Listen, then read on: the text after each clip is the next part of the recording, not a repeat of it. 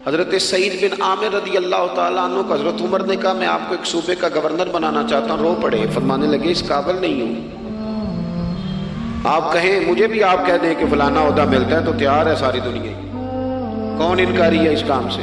سب تیار بیٹھے. لیکن روتے تھے لوگ کا جناب میں کہاں کر سکتا ہوں. حضرت عمر نے لگا دیا حمص کا گورنر.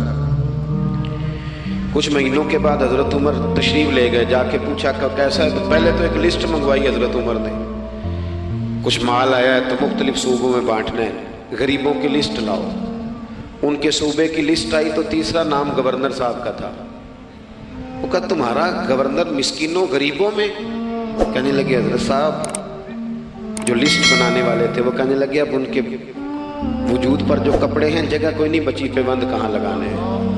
دامان توکل کی یہ خوبی ہے کہ اس پر پیوند لگے ہوتے ہیں پر دھبے نہیں ہوتے.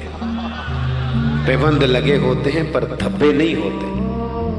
حضرت عمر نے معلومات کی ان کے صوبے میں جا کے, تمہارا گورنر کس طرح کا ہے؟ عرض کی حضور 4 شکایتیں.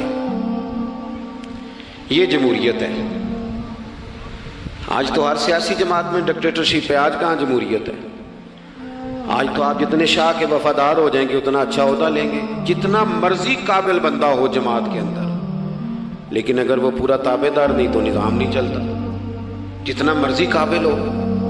حضرت سعید بن عامر رضی اللہ تعالیٰ عنہ 4 شکایتیں, عام آدمی شکایتیں کر رہے ہیں. حضرت عمر نے کہا کون کون سی؟ انہوں نے کہا جی پہلی شکایت یہ ہے کہ ہمارے گورنر, توجہ ہے میرے بھائیوں کی, انہوں نے کہا جی پہلی شکایت یہ ہے کہ گورنر صاحب صرف دن کو ملتے ہیں, انہیں رات کو بھی لوگوں سے ملنا چاہیے. دوسری شکایت یہ ہے کہ جب شروع میں آئے تھے تو فجر کے بعد بیٹھ جاتے تھے, مسائل سنتے تھے. اب سورج نکلنے پر اشراق چاشت کے ٹائم 8, 9, 10 بجے آتے ہیں.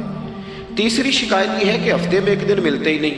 چوتھی شکایت یہ ہے کہ کبھی کبھی ایسے ہی رونے لگتے ہیں, بیٹھے بیٹھے بے ہوش ہو جاتے ہیں. تو آپ نے دیوانہ آدمی ہمیں دے دیا ہے. حضرت عمر فاروق رضی اللہ تعالیٰ عنہ نے حضرت سعید بن عامر کو مجمع میں پوچھا, جناب آپ پبلک کے نمائندے ہیں, آپ کو سوالوں کے جواب دینے چاہیے, بتلائیے نا. اور یہ پبلک کے نمائندے صرف سیاستدان نہیں ہوتے, پیر صاحبان بھی ہوتے ہیں, مسجد کا خطیب بھی ہوتا ہے. اگر حضرت عمر سے پوچھا جا سکتا ہے کرتا کہاں سے آیا, تو پیر صاحب سے بھی تو پوچھا جا سکتا ہے نا. ان کو بھی جواب دینا چاہیے, ان کو بھی بتانا چاہیے, اس لیے کہ وہی تو دعویٰ کر رہے ہیں فخر بتانے کا. تو حضرت عمر نے 4 سوال کہا, سعید آپ کے ذمے 4 سوالوں کے جواب ہیں. تو حضرت سعید بن عامر نے گردن جھکائی, کہنے لگے پہلے ہی کہا تھا میں گورنری کے قابل نہیں. فرمایا اب تو بن گئے ہونا, جواب تو دینا ہے, حضور بتلائیے. فرمایا پہلا سوال آپ سے یہ ہے کہ یار لوگ کہتے ہیں رات کو کام پڑ جاتا ہے اور آپ ملتے نہیں. تو حضرت سعید بن عامر نے اپنی داڑھی پکڑ لی, عرض کی حضور یہ ساری سفید ہو گئی ہے, بڑھاپا ہے. دن مخلوق کے لیے رکھا ہے, رات اپنے رب کے لیے رکھی ہوئی. اگر پھر بھی کسی کو شوق ہو تو سعید بن عامر جب بھی ملے گا مسجد میں ملے گا, ساری رات بارگاہ ربوبیت کی. او سنگیو تھوڑا مصلی بھی یار مضبوط کر لو, تھوڑا سا نا, ہم نہ تھک گئے ہیں فون سن کے. بہت سارے لوگ ایسے ہیں جن کے وجود نہیں اتنی تھکے جتنے دماغ تھک گئے. کمنٹس پڑھ کے, کمنٹس دے کے, رائے دے کے بڑے بڑے باصلاحیت لوگوں کے حافظے کمزور ہو گئے. خدا را اپنی صلاحیتوں کو زنگ لگا لو گے. یہ تو جتنے لوگ ہیں میڈیا چلانے والے, ان کو تو میڈیا چلانا ہے, اور اب تو پتہ نہیں کتنے چینل اور کتنے لوگ اور سوشل میڈیا پہ کتنے, اور ادھر کتنے تو ادھر کتنے. خدا را کچھ وقت اگر مصلی پہ ملے تو آپ یقین کریں روح تازہ ہو جاتی ہے. لمبی لمبی دعائیں مانگیں, اپنے رب کو اپنے دکھ سنائیں, رسول پاک کی بارگاہ میں یہ نذرانے پیش کریں, آپ محسوس کریں کہ وجود طاقتور ہو گیا. حضرت سعید بن عامر کہنے لگے رات مصلی پہ گزارتا ہوں. دوسرا سوال آپ سے یہ کرنا تھا کہ یہ لوگ کہتے ہیں کہ آپ پہلے فجر میں آ جاتے تھے, اب اشراق چاشت کے بعد 9, 10 بجے نکلتے ہیں. تو حضرت سعید بن عامر نے گردن جھکائی, کہا یہ میرا راز تھا, میری پرائیویٹ بات تھی. کہا جناب اب تو لوگوں کا سوال ہے. تو آپ فرمانے لگے میرے گھر میں خادم کوئی نہیں, غریب آدمی ہوں, بیوی بیمار ہو گئی ہے. 35 سال اس وفادار عورت نے میری ڈیوٹی کی ہے, بیماری میں چھوڑ دوں تو وفاداری تو نہیں نا. सवेरे उठता हूँ, घर का काम करता हूँ, फिर बीवी के लिए नाश्ता बनाता हूँ, उसे खाना खिलाता हूँ, तैयारी करते आते देर हो जाती है। दूसरे सवाल पर लोग रो पड़े। कहा तीसरा एतराज़ आप पे ये है कि हफ्ते में एक दिन मिलते नहीं। तो हज़रत सईद बिन आमिर कहने लगे मैंने कहा था मेरा पर्दा ना खोला जाए, मैं बड़ा राज़ी हूँ रब की अताओं पे, मैं क्यों किसी के सामने अपना दुख बयान करूँ। गर्दन को झुका देता है खैरात का पत्थर, जहां में मांगने वालों के सर कभी ऊंचे नहीं होते। और गैरत है बड़ी चीज जहां ने तगोदो में पहनाती है ये फक्र को ताजे सरदारा।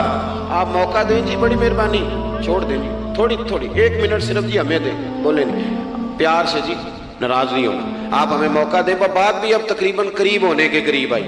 कहा हजरत सैयदना सईद बिन आमिर रज़ी अल्लाह ताला अन्हु ने फरमाने लगे मैंने कहा था ये मेरा पर्दा है, ये ना सुनाया करें आप दुख लोगों को। ये गरीब कहते हैं मैं किसी अमीर के साथ लग जाऊंगा तो कुछ बन जाए, कुछ भी नहीं बनता, छोड़ दें आप। दुखड़े रब रसूल को सुनाओ, खैरात भी मिलेगी और इज्जत भी मिलेगी, वो देंगे और किसी को बताएंगे भी नहीं। हजरत सईद बिन आमिर रज़ी अल्लाह ताला अन्हु से तीसरा सवाल हुआ। कहा जनाब आप हफ्ते में एक दिन मिलते नहीं। तो फरमाने लगे मेरा राज था पर बता देता हूं, जोड़ा एक ही है मेरे पास, हफ्ते में एक दिन धो लेता हूं, फिर बीवी के कपड़े पहन के सारा दिन बैठा रहता हूं। अगर दूसरा जोड़ा हो तो ये काम न करूं। हजरत उमर रो पड़े। कहा जल्दी से चौथे सवाल का जवाब भी दे, कभी कभी रोते हो तो बेहोश हो जाते हो। और फिर रो पड़े। अर्ज करने लगे हुजूर 40 साल की उम्र में कलमा पड़ा, मेरे सामने हजरत खुबैब को फांसी दी गई मक्के में। जब वो अपनी पिछली गलतियां याद आती हैं तो फिर रो पड़ता हूँ, याद माजी अजाब है यार। मैं तकलीफ में आ जाता हूँ, सोचता हूँ अगर अल्लाह ने सवाल किया तो कैसे जवाब दूंगा, इसलिए बर्दाश्त नहीं होता तो रो पड़ता हूँ। चारों सवालों के जवाब दिए तो हजरत सईद बिन आमिर कहने लगे अब आपने मुझसे सवालों के जवाब तो ले लिए, अब मेरी सजा का भी तो ऐलान करें ना, बताएं ना। तो हजरत उमर ने हाथ उठाए और क्या लफ्ज़ कहे। कहे अल्लाह मेरे नबी की उम्मत को इस तरह के कुछ और लोग भी अता फरमा, कुछ अपनी ज़िंदगी में दयानतदार हो जाएं। तीसरी बात आपकी खिदमत में अर्ज़ करनी है, रसूल पाक सल्लल्लाहु ताला अलैहि वसल्लम ने ना हमें खालिस किया है। हुजूर का सारा दीन इखलास का दर्स देता है। ये जो रियाकारी होती है ना, नौजवानों मेरी बात पे गौर करना, ये जो रियाकारी होती है ना, ये बुनियादी तौर पर अदाकारी होती है। अदाकारी बंदा ज्यादा कर नहीं सकता, थक जाता है। मुखलिस जिंदगी वो होती है जो आप नॉर्मल जीते हैं। मुखलिस आप होते हैं जब आप अपनी वालदा के पास नहीं बैठे होते, आपने जब 5 स्टार होटल में रोटी खानी है ना, तो फिर आपको प्लेट के साथ टिश्यू पेपर भी साथ रखना पड़ता है। फिर रज के रोटी खाई भी नहीं जाती। रज के कब खाई जाती थी? मैं एक जगह मुझे कुछ बड़े अच्छे होटल में रखा गया और मुझे बड़ा उन्होंने मोहब्बत की। तो जब मैं लौट रहा था ना वापस पाकिस्तान, तो मुझे कह रहे थे आपको मज़ा तो आया होगा। मैंने कहा नहीं जी, सच पूछें तो फिर ये है कि मज़ा जब भी आता था जब अम्मा सवेरे रोटियां पकाती थी। वो कहती सी पुत्र है पीड़ा ना इतने कोल ही ले आया, तो उसके पास बैठते थे। तो फिर अम्मा जब सालन देती थी तो कहती थी होर नहीं मिलना, दूजियों भी देना है।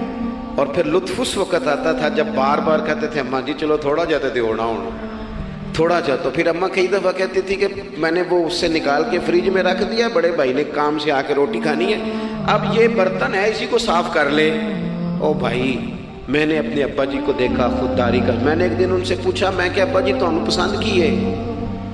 हम पढ़ते थे ना इंटरव्यू अखबारों में, तो 2-4 सवाल हर बंदा पूछता था। अब तो इंटरव्यू ज़्यादा लोग लेते हैं, तो अब तो कभी इतना मौका ही नहीं होता किसका सुने क्या करें, ये तो छोड़ दिया काम। अखबार में कभी इंटरव्यू आता था तो मुसज्जा मुकफ़ा होता था, लिखने वाले भी अच्छे अदीब होते थे, जुमले चुभते नहीं थे तबीयत। तो 2-4 सवाल बड़े ज़रूरी होते थे। फूल कौन सा पसंद है, खाने में क्या पसंद है, रंग कौन सा पसंद है, ये 2-4 सवाल हर एक से होते थे। मैंने अपने वालिद साहब से एक दिन पूछा, मैं क्या अब्बा जी तो पसंद की है? तो फरमान लगे पुत्र जे ते लगी होवे भुख तो फिर हर ते जे ना लगी होवे तो फिर नखरे ही नखरे ने।